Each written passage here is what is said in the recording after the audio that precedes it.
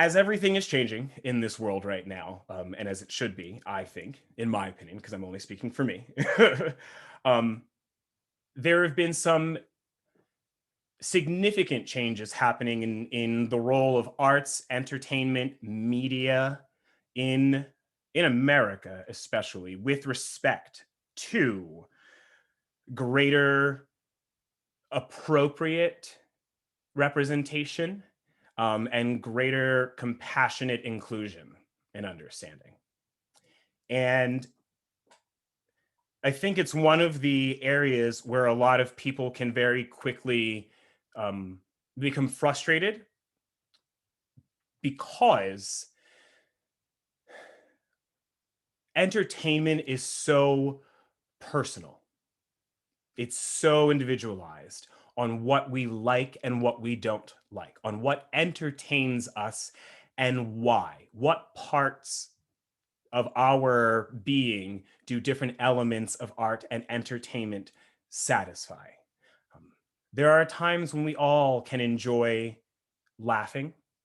There are times when we all can enjoy crying.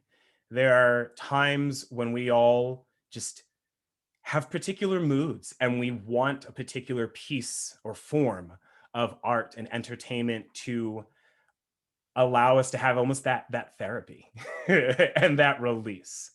Um, and that's okay. That's important. This is a part of how we balance. Particularly artists go through this all the time. I know there's times where I'm like, I need to sit and listen to the most heartbreaking Sondheim songs on repeat for 2.5 hours in the dark because that's going to make me feel better in the end. And that does not mean anyone else should do it. I'm sure some others do. And that might be a fun like communal experience sometime of like, all right, let's sit there and listen to the most heartbreaking pieces of follies again and again ad nauseum. Um, but we all have times when art and entertainment satisfy different parts of our being. And that makes it very complicated and complex when we try to understand how do we affect change in arts and entertainment to create, again, more appropriate representation and more comfortable, significant, compassionate inclusion in arts and entertainment. I'm gonna pull it to a show that I sent some articles about. It's an animated series on Netflix called Big Mouth. It follows a bunch of adolescents in middle school and essentially their journeys as middle schoolers facing puberty, um, peer pressures, and that part of life. It's an extremely mature cartoon, absolutely for adults, and very intentionally and directly. Um, it's to each their own. I simply would say with it. I watch it because there are a lot of different things I like, but I like the idea that it explores something a little different. There's also a lot of original music that I'm just crazy for because I love music. That's me. And it does a lot of almost like parody styling in the music too. So I also enjoy that because I love parody. Anyone who knows me knows that I love music, I love original music, and I love parody. Um, Through all that, there is a character on the show. Her name is Missy, and the character is a biracial girl. The mother is a white Jewish woman. The father is a black man. And Missy, I believe in her family, the way that kind of gets shown, practices elements of both Judaism and Christianity, which is almost besides the point for where I wanted to focus in. The actress who voiced Missy for majority of the series thus far, it's got 4 seasons out, and I think it's still going. I believe it's still going. It's not canceled yet. Was a white woman. And I think the character is a really neat character, a really fun character. I certainly didn't have any qualms with the character. And I didn't have any pressing qualms with a white woman voicing a biracial character. Part of me certainly felt, the camp of it'd be great if you got someone biracial to to voice the biracial character because I don't think that would be very difficult to do. And at the same time, I understood that it is what it is for where we are and who we are here and now. After the reignition of the Black Lives Matter movement last June, the actress voicing Missy made a choice to step down from voicing the role and called for it to be recast with someone who was biracial and could authentically speak to the character. And the show did so. And there's a lot of ideas and feelings on both sides of it of like, well, it's just a cartoon. Why do we have to do this? Like, well, it is a cartoon, but it's also representation. It's a character and it matters. But do we really have to do this in everything? And a lot of this that kind of goes back and forth, which are, I would say, normal feelings for who we are in this world, for the way we have lived, for the ways we have lived, for the ways we have been conditioned to understand our world and to more or less accept what goes on in arts and entertainment, since that's where we're focusing for right now. For me, as a Black man, as an artist, certainly, I think it makes a huge difference. I think it not just makes a huge difference in having someone cast in the role who can authentically speak to the experience, but then to go another step and allow the person who has now been brought in to authentically portray this role offer insight and understanding on how best to portray this role. And you can read in some of the articles how this actress who's now voicing Missy absolutely did that.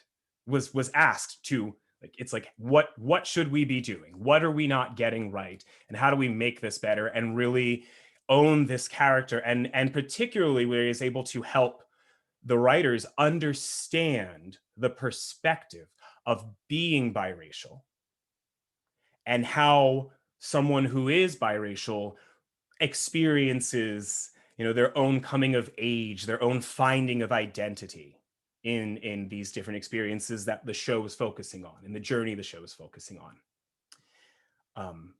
And particularly for someone like me, I was moved in reading the articles because it gives me all the same everything that Black girls and girls of color got seeing Kamala Harris sworn in. It gives me all of that, knowing if it can be followed through, if someone can activate and acknowledge in their own place to say, I shouldn't be doing this because this is inauthentic and that's problematic. And then for the writers to acknowledge it and agree and make the change and bring someone in and go the farther route of doing the work, of gaining the understanding, of getting it right. It inspires me all over again. I will admit that coming into 2021, I've been trying to determine on what parts of my journey as an artist I still want to continue in and what parts I'm ready to kind of cross off the map for myself. Because I question on just how well I can do, how much I can actually be heard in my pursuits of trying to offer greater understanding, of trying to fulfill greater appropriate representation and compassionate inclusion, comfortable inclusion, even in certain avenues of the arts. And I have been someone who's been very optimistic and positive oriented about a lot of it and thinking, just give everyone a chance and it's going to work out. And I am now more mindful of preserving myself so that I am not as willing to give the endless optimism and positivity to one and all. And that I have to be more mindful and cautious in evaluating my choices for it. Because, like I said, arts and entertainment are very fickle, they're very personal, and they're very individualized. And there are a lot of artists and individuals in entertainment who may have more challenges in trying to understand the nuances and navigate the differences towards appropriate representation, compassionate, comfortable inclusion. And that's okay because that's a part of the path of education. It's already a challenge in trying to help everyone understand that we all need to continue our practice in educating ourselves. That's a challenge in itself. And being mindful of that helps me to be more mindful on how to preserve myself, how to choose and navigate when I can dive in and try and be more of that voice in my own capacities. And again, this is just me speaking for me and my own little world. It's what we all have to navigate in our own different ways. And the other thing that I want to tie into that is that as I make my choices, as I make my statements, as I am particular with my pursuits, I have been challenged again and again as I try to help some understand that some of the avenues I have been invited to navigate have unfortunately fallen into kind of checking all the boxes for this is actually tokenism. And you may not realize it. And I try to explain sometimes. sometimes I just Sometimes I've just kept my mouth shut and I've had to deal with it because I go back to my own conditioning of it is what it is. Sometimes I've just silently ran away and never looked back because I didn't have any faith that those individuals were open to any education or understanding. And then at times I try to offer more of my own insight and a little education and understanding for it. Um, I've tried to do that twice in the last year. And unfortunately, both times I was then kind of just rejected and asked to keep walking along my own way. Um, and that's okay because that's just where some people are at. The same thing has happened around the element of cancel culture. I've been accused of promoting cancel culture when I have made choices to end walking certain paths or end certain conversations with individuals or partnerships with organizations. And the thing I just want to throw out there about understanding cancel culture in arts and entertainment, because there's always a worry of cancel culture in it. AOC speaks a bit to this, and I'm going to kind of draw a little from what she's saying, but put it in my own words a little, that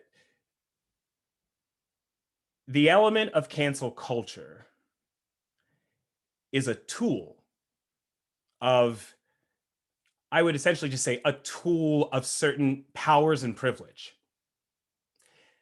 You have to have enough power and privilege to cancel someone, because to cancel is to take away someone's power, take away someone's control and platform and influence. And therefore, I think it's for me, canceling is something that can come from above. It doesn't come from below. I don't have the power to cancel anything except Tough Talk because I control Tough Talk. I don't have power or control over anyone else's voice. So I can't cancel anyone. Twitter has power and control over many voices. So Twitter, within its own platform, can choose to cancel a voice on its platform. Now, that also doesn't eliminate someone from the world. This is a concept that a lot of people who follow President Trump are trying to understand right now. Donald J. Trump has not disappeared from the earth. He hasn't even disappeared from America. He's playing a lot of golf down in Florida. He is just also not on Twitter. and other social media platforms. But Donald J. Trump exists just as much, if in some ways not more, than the millions of people who have never been on social media and still do exist today. I'm sure we all can think of at least one person we know who is not on social media, and they still do exist. They still have their life, their presence, their voice. They're not canceled in any way, shape, or form because they're not on a social media platform. And so I just reiterate this, that as we talk about changes happening, there's always this fear of cancel culture coming into play. But I think we have to be mindful and understand that cancel culture, to cancel, is to have enough power and privilege and control over someone else to then eliminate their ability to have any control or voice or anything to share in that. And that happens, certainly, but not nearly in the way we think of it. Not in so much the way that I think it is often feared. Um, when I have brought up the elements of tokenism and then have, then rejected certain organizations, that's when I have been accused of canceling an organization. And it's like, well, no, because I know even for myself, I don't tell people to boycott the organizations. I just stop working there. I don't even tell others, like, don't do it. No. I have students that will audition for organizations that I know I am not comfortable working with, and I leave it at that. I don't tell them don't go there because I have no right to try and control someone else's experience. If they ask me about my experiences, I certainly will offer them. But it's not up to me to say you must or you mustn't.